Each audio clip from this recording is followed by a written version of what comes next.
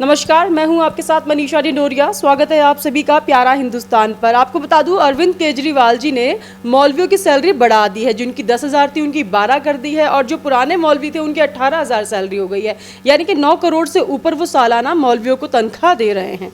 लेकिन मंदिर के पुजारियों के लिए उनके पास एक पैसा भी नहीं है।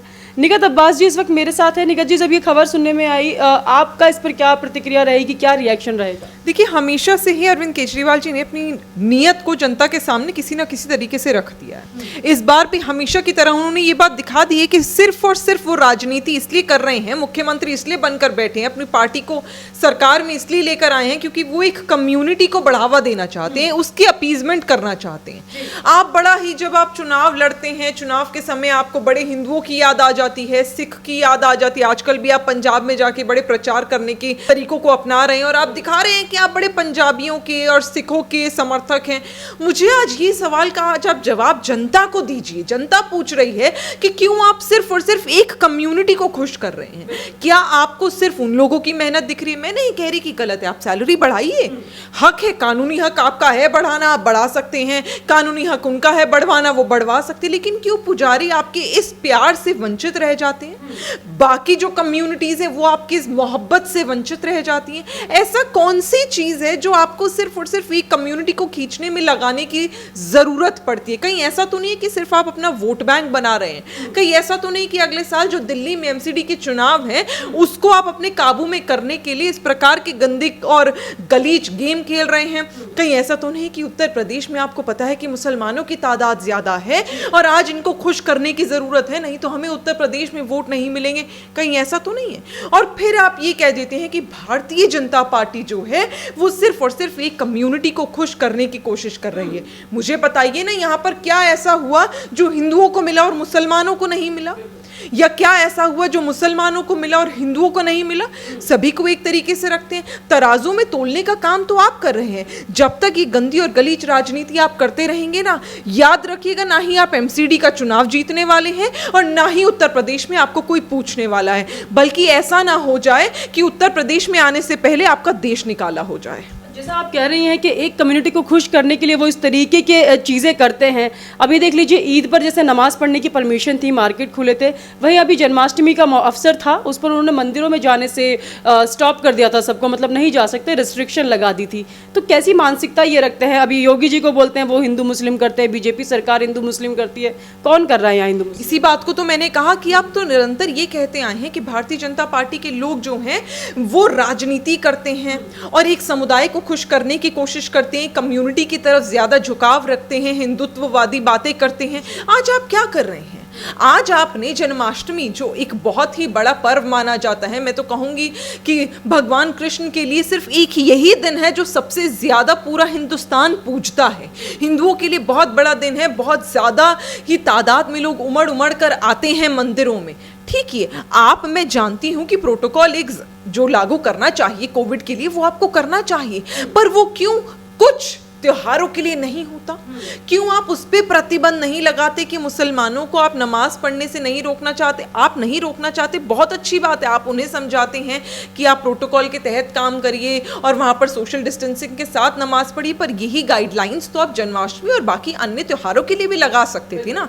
ऐसा क्यों है कि आपने एक कम्युनिटी को सिर्फ कंप्लीटली इग्नोर किया हुआ है? उनकी जब बात आती है, जब उनके हक की बात आती है, जब उनकी जिम्मेदारियों की बात आती है, तो आप आंखों पर पट्टी बांध देते हैं, मुंह में दही जमा कर बैठ जाते हैं। ये कहीं ना कहीं आपकी राजनीति को दिखाने लगा है कि आप सिर्फ एक कम्युनिटी को खुश कर कर अपना वोट बैंक बना रहे हैं और इस वोट बैंक को मद्देनजर रखते हुए आप एक चुनाव लड़कर जीतना चाहते हैं।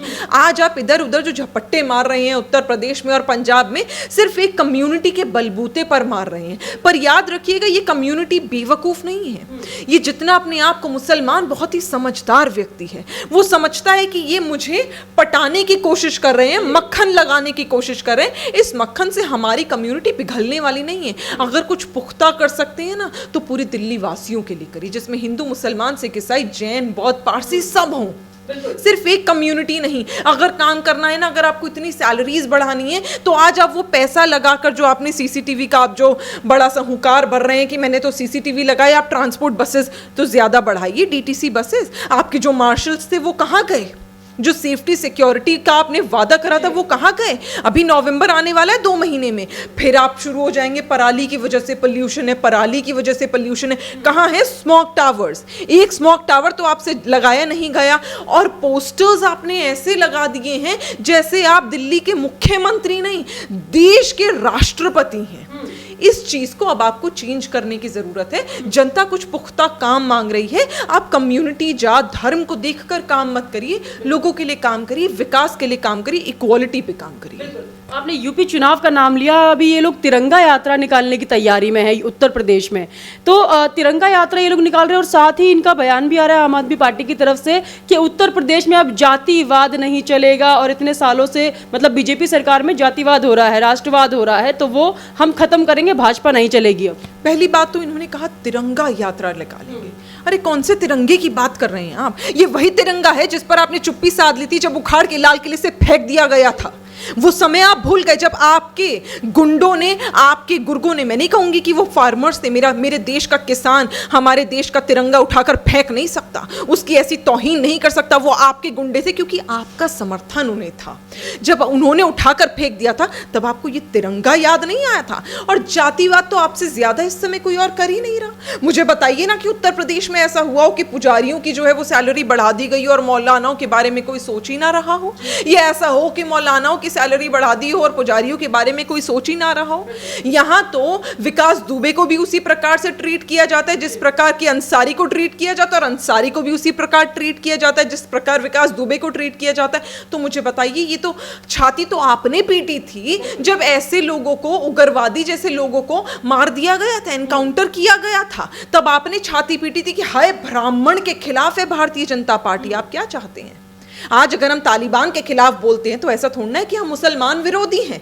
आतंकवादियों और उग्रवादियों का समर्थन आप करते होंगे, जाति देखकर आप बोलते होंगे। भारतीय जनता पार्टी ने निरंतर सिर्फ और सिर्फ क्राइम को खत्म करने का काम करा, और वो करती रहेगी। वो ब्राह्मण हो या मुसलमान हो, उससे हमें कोई लेना देना नहीं है। जाति और धर्म देखकर आप लोगों की मदद की गुहार सुनते होंगे, नहीं तो अगर आप जाति और धर्म ना देखते तो शायद अंकित शर्मा का परिवार आपके प्यार से वंचित ना रहा होता। लेकिन अभी ये लोग यात्रा, जो तिरंगा यात्रा निकाल रहे हैं, अब वहाँ पर भी यूपी में भी फ्री का अपना एजेंडा चलाएंगे क्या? जैसे उत्तराखंड में ये लोग फ्री का डंका बजा के, वो तो इनकी जो पोल पट्टी है ना पहले ही खुल चुकी है।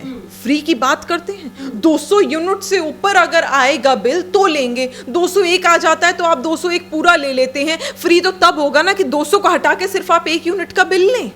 और कौन ऐसा व्यक्ति है जिसमें सिर्फ और सिर्फ, जिसके घर में आज के ज़माने में, आज पहले हुआ करता था कि लग्जरी माना जाता था एयर कंडीशनर, आज बेसिक अमेनिटी है एयर कंडीशनर। एयर कंडीशनर के साथ साथ, कूलर के साथ साथ आरओ के, क्योंकि पानी तो आप अच्छा दे नहीं पा रहे, स्वच्छ और साफ पानी, तो लोगों को मजबूरी आरओ भी लगाना पड़ता है। तो ये पानी भी फ्री नहीं आता, 200 यूनिट से ज़्यादा भी लोगों के आते, तो किसको बेवकूफ़ बना रहे हैं? ये फ्री का जो आपने बोलबाला करा ना, एक बार तो आपने जनता को बरगला लिया। मैं कहूँगी मासूम जनता को कहीं ना कहीं आपने उनके कंधे पर बंदूक रखकर चलाई, उन्हें बेवकूफ बनाकर गुमराह कर दिया। लेकिन आज उत्तर प्रदेश में अगर आप ये सोच रहे हैं कि ऐसा कुछ होने वाला है तो नहीं होगा, क्योंकि पड़ोसी राज्य है दिल्ली हमारा। हमने देखा है कि किस प्रकार यहाँ पर आपने लोगों को तंग किया है, परेशान किया है।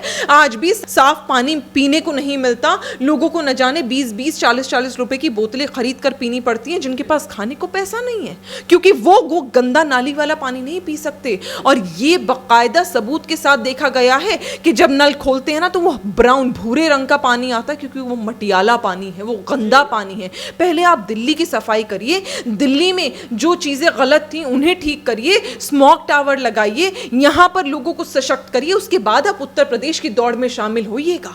ये तो वही बात हो गई कि जिस प्रकार आप वाराणसी में गए थे और जाकर आपने सोचा था कि मैं प्रधानमंत्री के खिलाफ चुनाव लड़ूंगा और प्रधानमंत्री बन जाऊंगा, तो वो कहते हैं ना, बिल्ली के ख्वाब में छींचड़े, वही हाल है इस समय आपका। उत्तर प्रदेश से कृपया कर दूर रहिए, नहीं तो आपकी जो काली करतूतें रही हैं ना दिल्ली में, उसके चलते आप ही का मुंह काला होगा, और उत्तर प्रदेश की जनता बहुत बुरी तरह मुंह काला करती है। निखिल जी, इसके साथ में एक सवाल और इसमें ऐड करना चाहूँगी। आप एक मुस्लिम महिला हैं, जमीयत उलमाए हिंद से एक बयान आया है कि मुस्लिम लड़कियों को लड़कों के साथ पढ़ने की आज़ादी नहीं होनी चाहिए, इससे उनके धर्म पर असर होगा, इनका धर्म खतरे में पड़ जाएगा, मतलब मुस्लिम धर्म खतरे में पड़ सकता है। क्या कहेंगे आप इसका? मनीषा जी, आज तक हमें ये लगता था कि जो तालिबान है ना वो एक ऑर्गेनाइजेशन है, नहीं।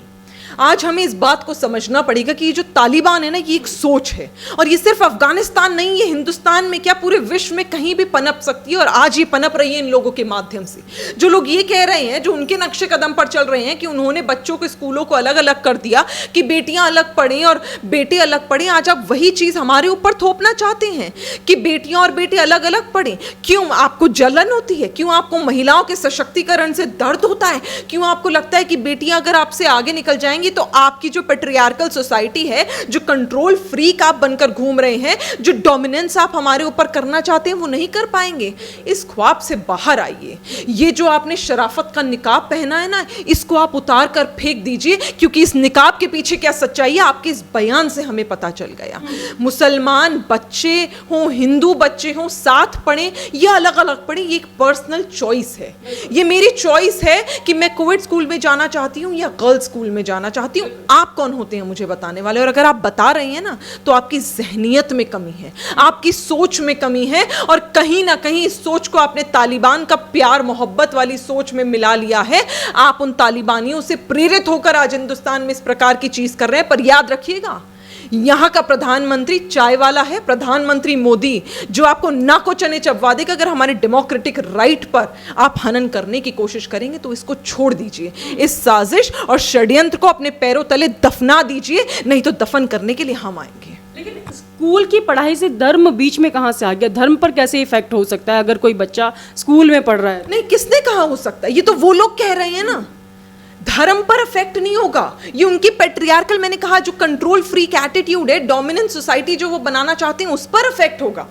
ये उसको खत्म करना नहीं चाहते, उसको चाहते हैं कि ये हमेशा उन लोगों का इस्लाम, मुल्ला का इस्लाम जिसे हम कहते हैं, मुल्ला का इस्लाम चलता रहे, उन लोगों का इस्लाम चलता रहे। और यही वजह है कि वो आज इस प्रकार के बयानबाजी कर रहे हैं। आज आप 21वीं सदी में खड़े होकर बेटियों के, बेटों के जहन में क्या डालना चाहते हैं कि आप अलग अलग पढ़िएगा, नहीं तो आप महफूज नहीं और पढ़ाई नहीं कर पाएंगे। अरे किस प्रकार की बाबर अकबर के जमाने की बात आप करते होंगे? आप अपनी बेटियों को पढ़ाइए, अगर आप चाहते हैं कि वो कुवैत में ना पढ़े, आप उन्हें गर्ल्स स्कूल में पढ़ाइए। नहीं तो आप एग्जाम्पल दीजिए ना अपनी बेटियों को, जो ओलंपिक्स में बेटियां जीत कर आती हैं, पैरालंपिक्स में बेटियां जीत कर आती हैं, दीजिए ना एग्जाम्पल निर्मला सीतारमण जी का, प्रतिभा पाटिल जी का, सुषमा स्वराज जी का। तो हम मानेंगे, तो हम मानेंगे कि आप जाति और धर्म के जो ऊपर है वो भेदभाव नहीं करते, बेटी और बेटों में भेदभाव नहीं करते। और प्लीज मुझे जरूर गिनवाइएगा कि आपके घर में से कितनी बेटियां आईआईटी इंजीनियर, डॉक्टर, साइंटिस्ट बनी हैं, आईआईटी में गई हैं? नहीं होंगी, क्योंकि आप ना ही अपनी बेटियों को बढ़ाना चाहते हैं। आप हमारे हिंदुस्तान में रह रहे एक ऐसे सांप हैं आस्तीन के, जिसने सिर्फ और सिर्फ बेटियों की तरक्की को डसाए और कुछ नहीं। बहुत बहुत धन्यवाद आपका निगत जी। ये थी हमारे साथ निगत अब्बास जी। इनका यही कहना है कि अरविंद केजरीवाल जी, आप जितना भी फ्री आप बांट लीजिए, लेकिन देश का, भारत का मुसलमान जो है वो समझदार है। आपकी इस चिकनी चुपड़ी बातों में वो नहीं आएगा। आप कितना भी मक्खन लगा लीजिए, लेकिन देश का मुसलमान समझदारी से चलने वाला है। आपका इस पर क्या कहना है, हमें कमेंट करके जरूर बताइएगा। हमारे साथ ऐसे ही बने रहिए, देखते रहिए प्यारा हिंदुस्तान।